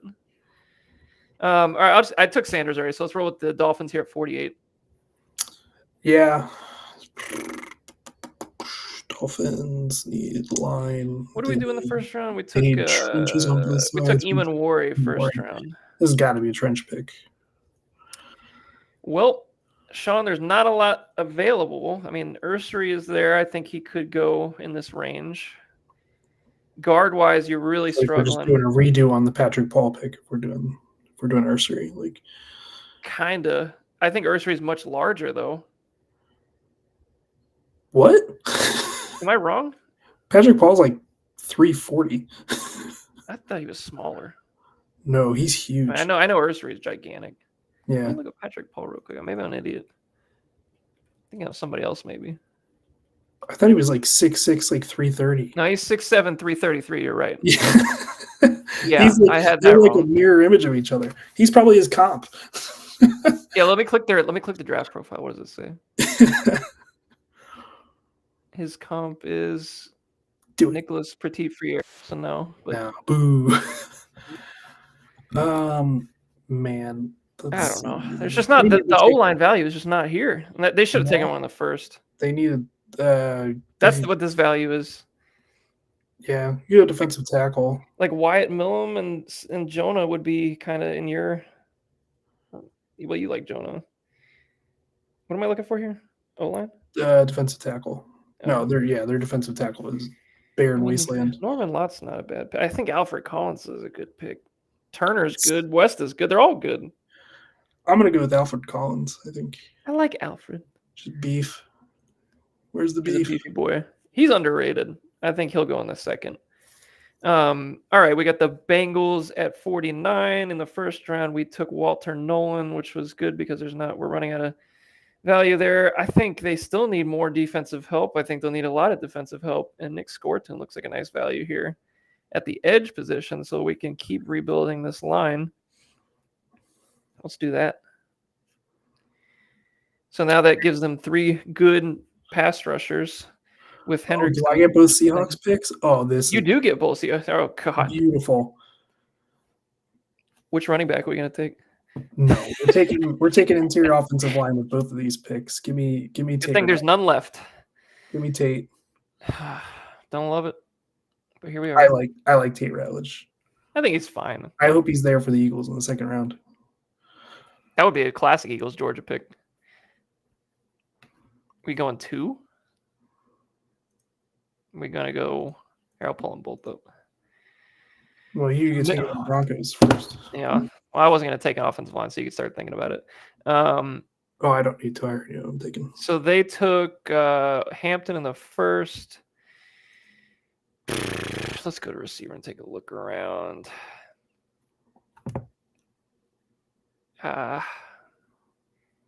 They love those big guys. Who did we took Hampton, right? Hampton. There is a guy at tight end that I think makes so much sense. Arroyo makes so much sense here. But they already have Ingram that they signed. I will tell you, Charlie seems to think they could take 2. Defensive tackle is going to be a need for them. They've got 3 guys that aren't. They're all free agents next year. They're all free agents. I mean, I like Omar Norman Lott, so we could do that. I love Omar Norman Lott. I was thinking he might be around for the Eagles in round 3, but apparently that's not happening. So I've heard of his name talked about as a high second. So I don't think that's going to be in the cards for you. All right, give me the Georgia center. Just run it back. Just all Georgia. Athletic interior offensive lineman in a fucking Kubiak scheme. Yup. I mean, it's good for team camaraderie as well. You got both the Georgia boys there. All right, we got Bucks 53. We took good old Kenneth Grant in the first round, one of those one-off Bucks first rounders. So that means that we need to start looking at a few different positions here. The corner value is insane right now, by the way. It is very good. Bucks tend to like traits at corner. They like speed at corner. That's putting me in one direction here, Sean. I don't love it. Yep. But I think we're going Maxwell Harrison. Yep. It just makes sense based on what the Bucks like, and most of the time it's worked out for them at corner. So I have to trust Light on that one. Yeah, I think it's going to be a lot of defense in this draft for the Bucks. So wherever you want to go, you can stay on the corner page for the Packers since they went receiver first round. I mean, the value is nice here for corners. I think there's a lot of good corners left. Yeah, I'm just going to give him Morrison. I'm just going to go. Yeah, that's good safe football right there. Good safe football. All right, Chargers are back up. I forgot who we gave them. Oh, Harmon. That's a nice pick. All right. I think this could be in a Royal team. I think this can definitely be in a Royal team. I don't really love the receivers that are left, so let's just go with that. Good pass catching option. He's Stone Smart on steroids. You know, I love. Wait, where does Stone start? Didn't he sign somewhere? Give the kid a chance. Jets. Oh shit, he is a Jet. Oh my god, I've been. There's a real chance. Playing too much football. He's a Jet. Let's go, Stone Smart. I believe in the kid. When you're a Jet for life. When you're a 6'4", 220-pound tight end, I believe in you. What did we do with Buffalo in the first round? We gave him I gave him a defensive tackle. Tyleek. So we'll go corner. The corner value is here. I think. Boy, I think they play a lot more zone. Mm-hmm. I think. I don't. I don't. Trey Amos really would have been perfect fit for them. Yeah. I give him Revel. Fuck it. Yeah. I mean, I think he's going to go higher than this pick, so that makes sense to me. He could have been a Bucks pick, honestly. Yeah. I'm a fan of the kid. All right, so we got Panthers who took Jalen Walker. And this pick, God, they need a receiver. They need defense. They need everything. Oh my Watts. God. Watts is a nice value here. They don't need a Just safety, seeing though, do they? the perfect replacement for their old receiver is just staring us right in the face. I mean, Jack Besh is an Adam Thielen merchant. Oh, fuck yeah. Do they just want to take the exact same like archetype though? Like, I don't know. I mean, I don't know if that's like that doesn't feel like a Dave Canales like fit though to me. no, it'd probably be like Io Manor if we're going receiver, probably. God, they just have so many big guys like that. What about a Jalen Royals? Like he's something different. Is it? You want a guy that you need Not to really. you put the ball in his hands and he goes? You mean Xavier Legette? Like, Yeah, he's just a smaller version. the best example or best explanation I've heard for the Panthers is they don't need a receiver, they need a number one receiver. Well, they ain't gonna get it And, here, like, Sean. It's just not there, so it's really hard to give them one. It would have been So like I don't think there is a number one receiver in this draft. I don't unless it's Hunter. Like I think it's basically like a lot of like Right. solid twos or high end twos. All right, let's go Io Manor just for the fact that he has traits that are very translatable to the NFL. And if they took Legette because of traits, they could absolutely take Io Manor because of traits. All right, we got the Texans at 58. And I forgot who we took in the first. I think it was a lineman. Connerly. Pull the running backs for me real quick. Ooh, running backs. Saucy.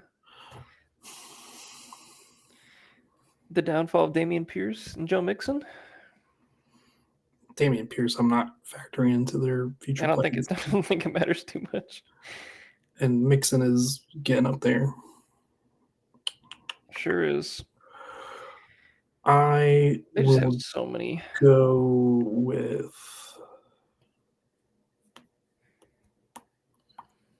I will go with Judkins. I think he would be logically the next one off the board. That's going to be an interesting one for the rookie draft. We'll have to see how that looks here in a minute. Ravens at 59. They took the value in Malachi Starks, and I think this time they just love edge players. Yeah. Yeah. I like JT. I think Swinson is an interesting pick, but that's not really a Ravens type. Yeah. Jackson could be a Ravens type. I like Landon Jackson for the Ravens. I think that he's a good fit. Very them. Jared Ivey's a good fit too. There's still some good edge talent down here, man. I like a lot of these guys. They did lose their nose tackle this offseason. They sure did. Yeah, that too. I love that guy, Michael Pierce. What a fun player. He was so big. And he had that pick this past year. I loved him rumbling and bumbling. He like took a knee. Yeah, right now I think it's Travis Jones back there. Yeah, not ideal. All right, Lions at 60. We had them taking, I believe, a guard. Or Donovan Jackson. Yeah. All right, now we can go to the edge. I mean, the value's there right now. They feel like a JTT team to me. I could see it. I think they could pick almost any of these guys. I'm gonna go JTT. Speaking of edge, Washington needs an edge player. Might as well just stay here. Here's the run. This is the big run. God, I like Shamar Turner too. I think Princely is going to go high. Mm-hmm. I think Swinson's going to go high. I'll go Swinson. All right, so then Bills back again. Could be an edge player. What have we given the? Oh yeah, it could be an edge. Yeah. It could be the run. This is the run. Let's see. The values are definitely aligning. I like I Kyle would Kennard. I would love I to think give him a Kennard's a skill fucking player just steal. because we like want to give people skill players, but it just doesn't feel right. Yeah, do we have enough to fill up a first round right now? I hope so. Yeah, yeah. I don't know. Let's. Bills receiver wise, like I mean, they've not got multiple guys on contracts right now. Coleman, Shakir, and Curtis Samuel. Is he still on the team? He might be. They don't need a safety, do they? DeMar Hamlin's back there. Yeah. Like Watts is a great value. I think he's really good. They took Cole Bishop last year, did they not? They sure did. They sure did. High in the second, I think. Yeah, if that's kind of the kind of guy that'll be much better this year compared to last year. Knowing the Bills, they're good with Demetrius Knight is an option at linebacker. I'll go with Princely, I guess. Yeah, that's fair. I mean, they need an edge player too. Everybody needs edge all the time. This is the right range for them. Mm-hmm. Chiefs at 63.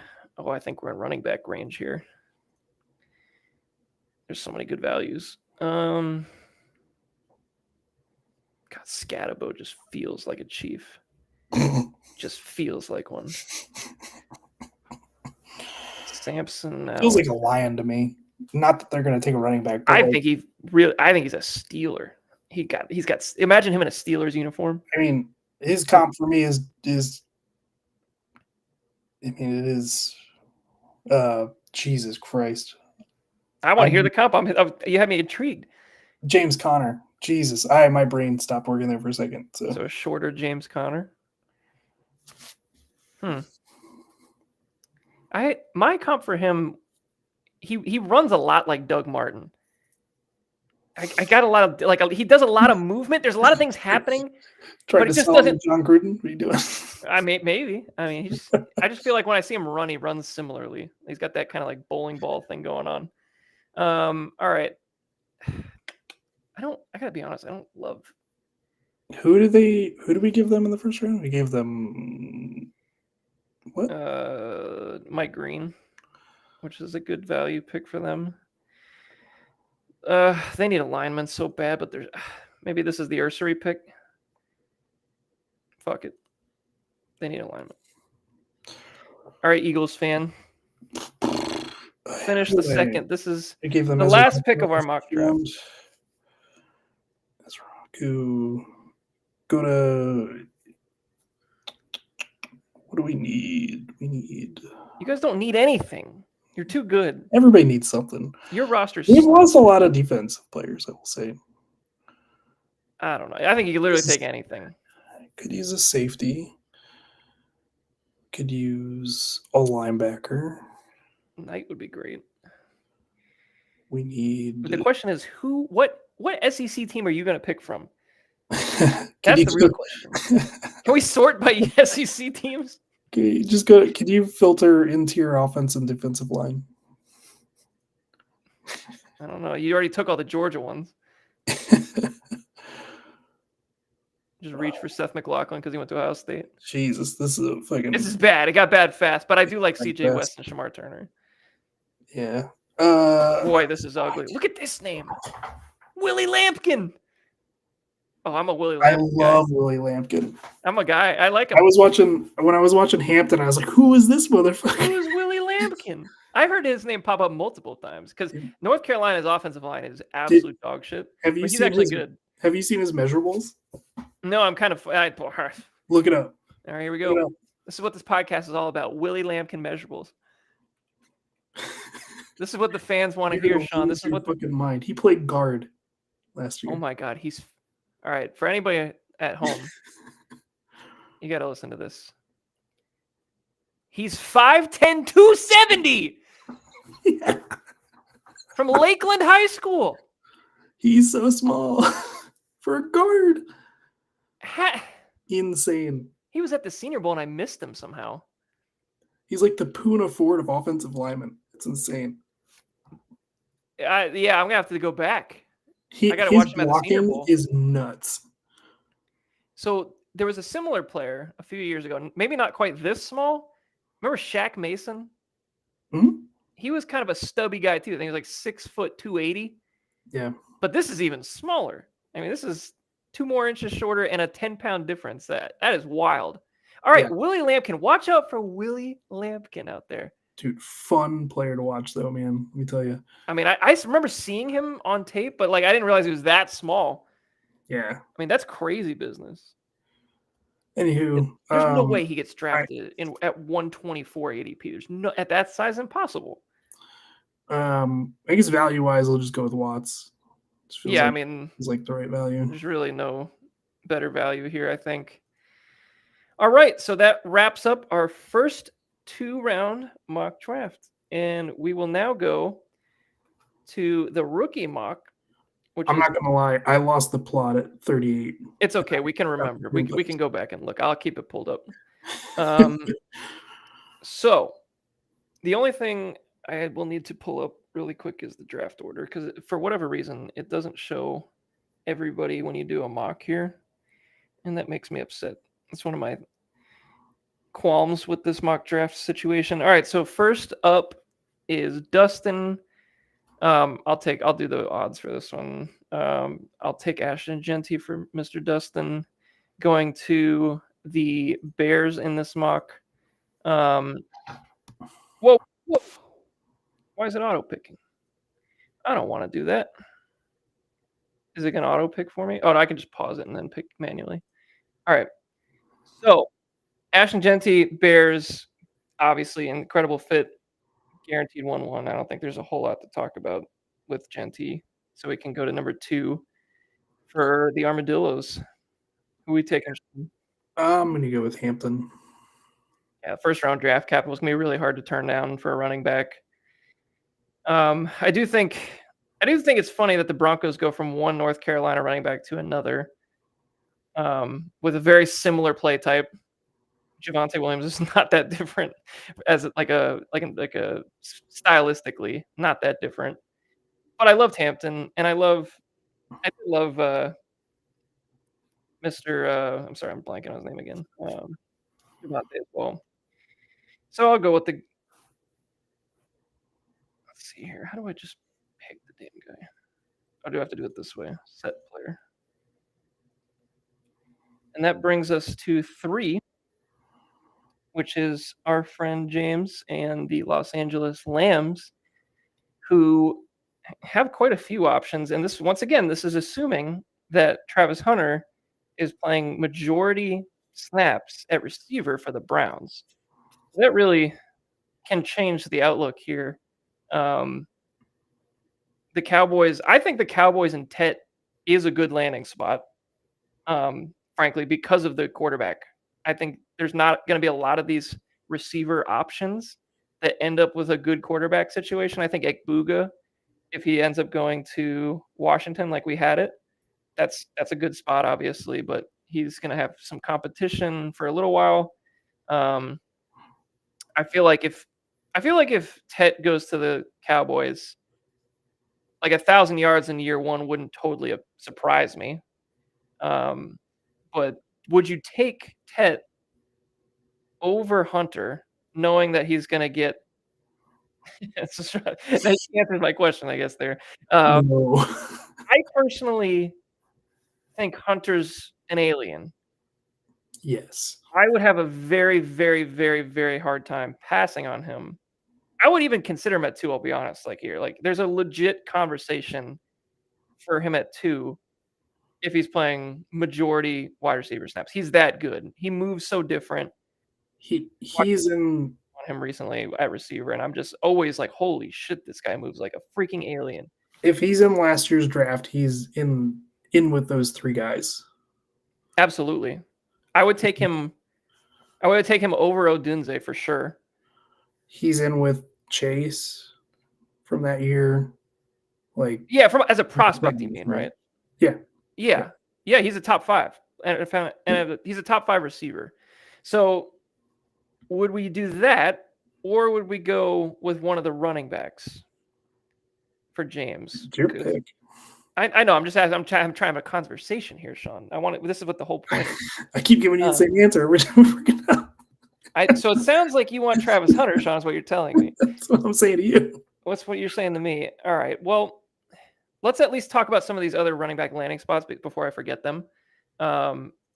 So we had Ashton Genty to the Broncos. We had Omarion Hampton to the Broncos. And then I think our next one, where the hell is this? Henderson to the Raiders. Of course, it doesn't show me my second round on this. That's so cool.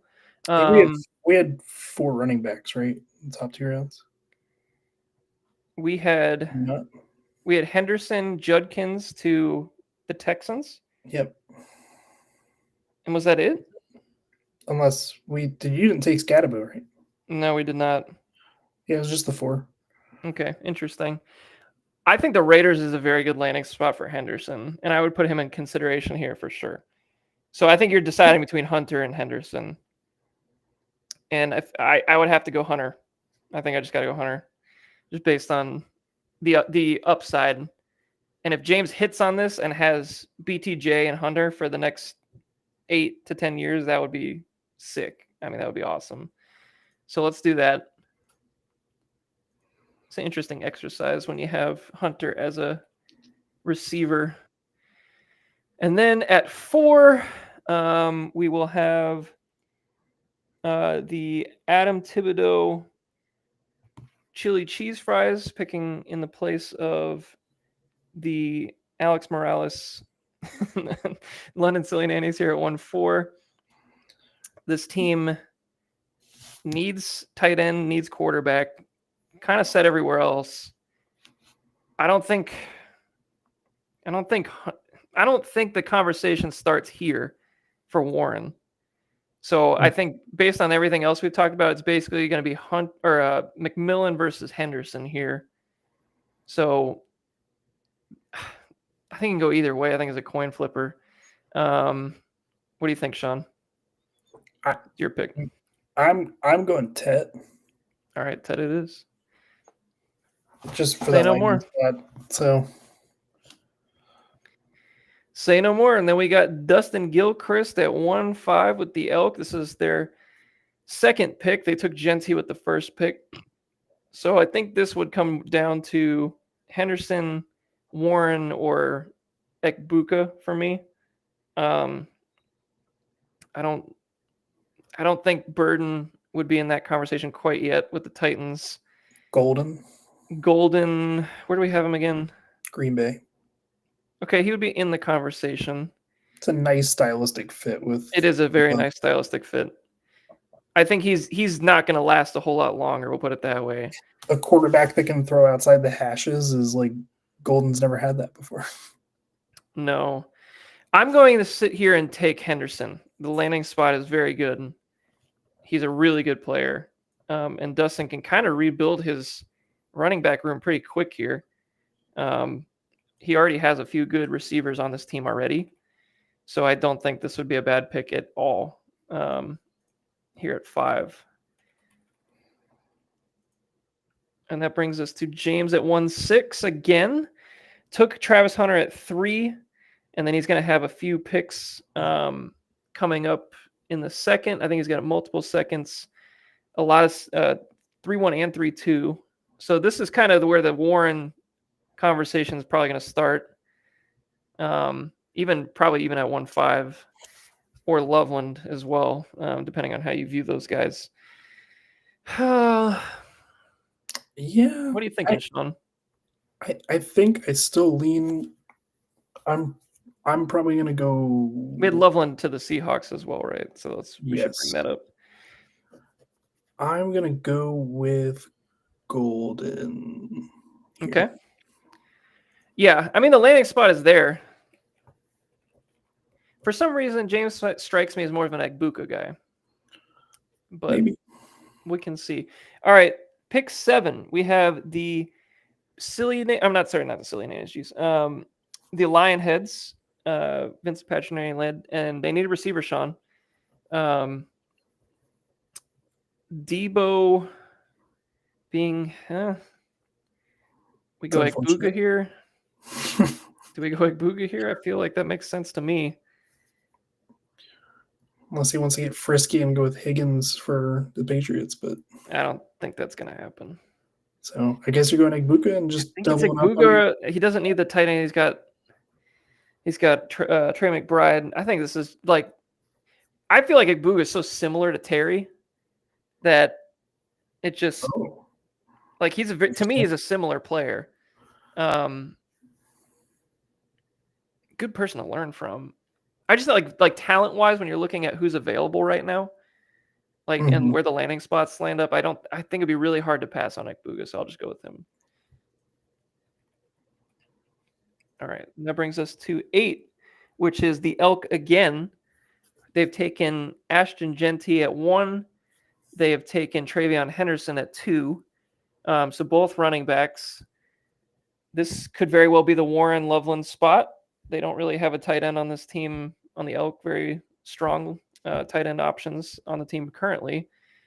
We have Quinshawn still on the board. We took Arroyo as well to the Chargers, so that's another option. I don't think he would go ahead of the other 2 guys, but no, I think Warren is probably the right time. I mean, this would be talent-wise for Dustin if it fell this way. Ashton Jeanty, Travion Henderson, Tyler Warren. That is a very talent-rich first round for the Elk. That's a lot of good players. One more to go. We're not even done yet. I typed in Elk. It's getting we're almost 2 hours in. I'm typing Elk into here. Unbelievable. It's not the draft. I missed the Muskrat Spectacular. We're gonna need another one of those this offseason. Team 9, we have the Adam Thibodeau led Cheese Fries one more time. They would have been a Warren spot. Loveland is still here. Quinshawn to the Texans is in this category, I would say. Higgins probably in this category as well. It's tough because I think there could be a 3rd round running back, a la Scatabo, Caleb Johnson. Those guys could easily kind of climb into this range as well. But when I think about the first round, I'm looking at draft capital pretty heavily, just because you want to have the best shot for the longest amount of time. I feel like is especially important. You need the guys to be tied to these teams for at least a few years, and I could see a 3rd round running back, for example, like a Kendre Miller. I think I took him at 2-1, where like he was a 3rd round running back. It looked good at the time, but the investment wasn't high enough to like force him onto the field. So that can be kind of a risky pick. I don't think since the Cheese Fries went pretty hard in the running back position last year, I think they could afford to try to upgrade tight end here. And I think Loveland being a 1st round draft capital would probably give me some reason to feel good. The only thing that might throw him off is he has JSN already. So having both on Seattle could be potentially an issue. Sam Darnold fan next year. It's like, do you believe in Sam Darnold? Arroyo, I think Arroyo with the Chargers is still a fun fit too. Honestly, I feel like he would be a 2nd round pick with that landing spot. But let's do Loveland based on draft capital and work from there. Damn it, I have to do up here, and that's going to bring you on the clock. Well, Dustin, but I'm sorry, Dustin, but you're picking for Dustin. So once again, we have Arroyo to the Chargers, Quinshawn to the Texans, Jaden Higgins to the Patriots. Can't think any other ones off the top of my head for offense that we picked for skill position, at least. Mason Taylor to the Jags was another one. But I don't think that would. He's already taken Warren. Don't think we're doubling up on tight ends in the 1st round. There were no other running backs to my knowledge. Yeah. Receivers. Did we take any receivers? Did we take Alec Iomanner to the Panthers? Was another one. Did we? We did. I did, at least. Because we were talking about Royals, and I think we landed on Iomanner. I'm gonna go Judkins, I think. Yeah, that feels like a good pick. That feels I like a mean, good he pick. has I have to wait a little nothing. bit, but I mean, these are going to be his 3 starting running backs in week 1. very true. So I think this is like if you pick Genty, Henderson, Warren, Judkins in the first, it doesn't. Yeah, that's an A draft, regardless of landing spot. Even I just like the talents, so that's going to be your first round of this mock draft. So I think once we know third, fourths, we could get a third. I think we could get a third rounder to jump in to the first, whether it be a running back with a great landing spot, a Chargers running back, for example, something like that could jump up maybe. But I mean, you give Caleb Johnson a good fit, and I'm probably taking him. What about Caleb Johnson to like the Browns in the third? Because There's there's gonna be opportunity. Like, I mean, he's probably going ahead of Golden for me. Okay, so that would put him in the first round for sure. I think there's a couple like Scatabo could sneak in. I think there's a few other guys even that could potentially sneak in with a great landing spot. So could potentially push like a guy like Loveland down. Like you said, Golden, Nick Bugo, maybe one of those guys get pushed down with a good running back landing spot. But this looks pretty set. Like I don't think there's unless there's a nuke spot. Like it happens every year. Which I feel like there's very possible it could be a nuke spot for any of these guys. But this seems, at least talent-wise, pretty chalky for what we got here. So if you have any thoughts on this, leave comments. Let us know in the Discord. Hope you guys enjoyed this. This was a fun. We're 8 days away from the draft, Sean. We are right there. And I got to be honest with you, I'm ready for it. I am a little bit tired about talking about the prospects without having landing spots. It's getting kind of old. I want to know where people are going to go. I'm ready. We have so much fun coming up with the rookie drafts. For this rookie draft for the league, once again, we will be doing the first round live on Sunday night, followed by 12-hour clocks. We could even discuss that if that's not long enough. 12-hour clocks for the 2nd through 7th round for the rest of the draft to accommodate everybody. I think it'll be a fun time. I think every time we've done this, try to do a live draft, but we haven't done a slow one in quite a while. So it'll be a nice change of pace. For the draft itself, once we get into the first round on Sunday night, once again, we'll do the same thing for rounds 2 through 7. So all the draft, send your picks on in to me. Send any trades you have into me as well prior to making them. And I can do some sort of announcement, whether it be live in the Discord for the first round, or I can do some fun graphics and whatnot with the 2nd through 7th round, because we'll be doing it via slow draft. So it'll give me some time to kind of mess around and maybe do some live draft grades, perhaps. I think there'll be some opportunity with the slow draft for some more fun content to keep the fun rolling as we go. As opposed to kind of doing it all in one shot. So we'll make it as fun as possible.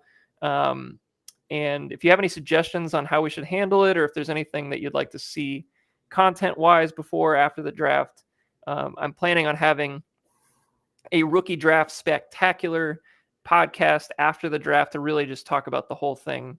Maybe we could do a draft grades podcast in general. I always love I like to give out my player comps and my real true thoughts on these talents. It's hard to talk about the talents now with, having the picks really not made, and I don't want to give away too much. I know James had the prospect propaganda show, which was exciting. I'm intrigued to know James's true feelings on these podcasts or on these prospects as well. So it'll be fun to actually give you my scouting notes, what I think about these guys. Sean, the same thing. Just should be a really fun time. So I'm looking forward to that quite a bit. I mean, as long as we're not getting into the guys where I'm going to have a chance to take in the 3rd round, I'll talk about anybody. But when we get to those guys, I got to keep it. I feel like right now, like I have a good feeling. Like I only have a 1st and a 2nd. So like I feel like most of the guys in that 1 to 15 ish, like, are pretty consensus. I don't want to call them chalky or anything, but I have my preferences for sure. But as we get into picks 15 to 70, essentially, I vary quite a bit from consensus, I would say. So I think there's quite a few guys that I would rather not give intel on. I know Sean and I have gone back and forth while playing Rivals about random guys. I'm like, you shut your damn mouth. But a lot. I have a lot of sleepers this year, and it's going to be interesting this year specifically because I feel like this is for receivers and deeper running backs. Like, I think teams in the NFL are going to be all over the place on all those guys. For example, I'll just say, like, once we get past the Jaden Higgins, Alec Iomanners, Jalen Royals, Noel, whatever, that's when you could really see, like, oh, this guy, I cannot believe this team took this guy in the third. But I could absolutely see that for running backs as well. It's like, whoa, that was the third round pick. I didn't have him anywhere near that. Like, I could see that happening this year way more than other years because of the depth of the running back class. So, and the shallowness of the receiver class. So I think it could be a really, really fun one. So we'll give you all our thoughts for sure after the draft. But of course, we'll do some live draft grading as well. So that is 2 hours. Draft is so close. So ready. I'm so ready. So ready. So ready.